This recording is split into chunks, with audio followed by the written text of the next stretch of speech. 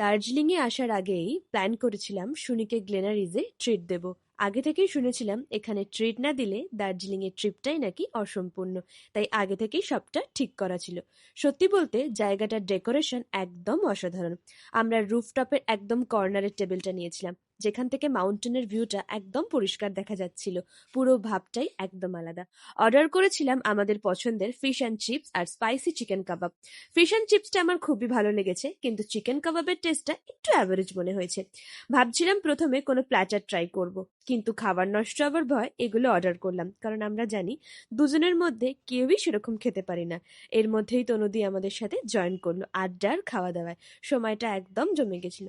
সবশেষে বেশ কিছু ফটোশ্যুট অ্যান্ড ভিডিও শ্যুট করলাম, যা অলরেডি তোমরা আমার ইনস্টাগ্রামে দেখে নিয়েছো।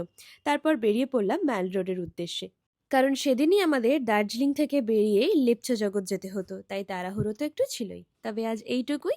বাকি পুরো details long vlog already upload করা আছে ডোরিস ডায়েরিতে, তোমরা গিয়ে দেখে এসো, কারণ সবটা সেখানে দেওয়া রয়েছে। টাটা।